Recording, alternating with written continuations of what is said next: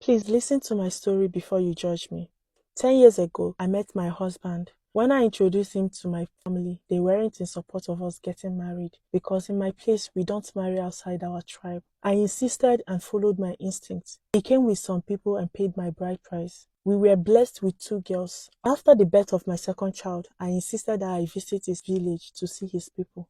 He asked me to wait for him to go first and then send for me and the girls later. My second daughter was 2 months old when we finally traveled to his village. His mother gave me this cold shoulder and didn't even welcome me well.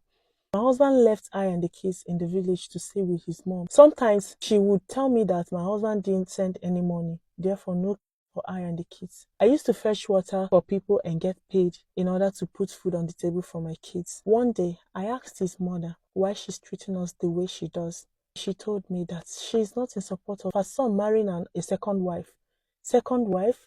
I was shocked that's why my husband don't visit often. Sometimes he won't visit us for like 3 months because he's with his first wife and children. One day my husband came visiting and I asked him if what mama told me was true. He said yes. In fact, that they allowed me to stay because of the kids. And very soon his sister would take them and I would have to go back to my place. Not long enough, I found out I was pregnant again. And this time, it was a boy. The suffering became too much for me, so I decided to leave. There is this woman I befriended in their village. I told her everything, and she said she was going to help me to go to the city where her sister lives to go and hustle. I was very happy. This time I was about 3 months gone with my pregnancy. One night, I snuck out with my kids, and that my friend helped us to get a night bus to the city. At the city, my friend's sister took me to a ghetto area where I used to pay 15 naira every night for us to sleep.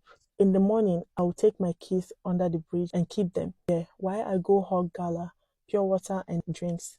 In the evening, I will go and balance the person that gave me the goods, use the profit to pay for our place, also buy food for us to eat. The stress was much for me as a pregnant woman with 2 toddlers. I called my husband one day to come and take the girls, at least away from this bad environment. He came and took them, leaving me and the pregnancy behind.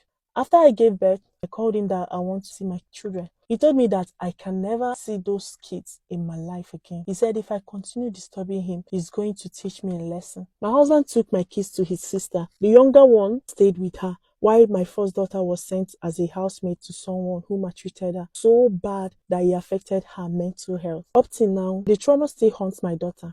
Back to when I went to pick my girls, I involved my people and the police. He was told to come, but he refused. The police had to arrest him, brought him over before he provided my daughters to me. The police told him to send me back to my parents, the same way he brought me. He then provided us with transportation fare, and I left with my kids back to my country, Gambia. It's been 8 years now, and he has never for once asked after me nor the kids. My first daughter is now 14 years, and the boy I had back then is 8 years now. I ventured into skincare but couldn't keep up due to lack of money. But now I sell fish to sustain our lives. Oh my God. I feel for this woman.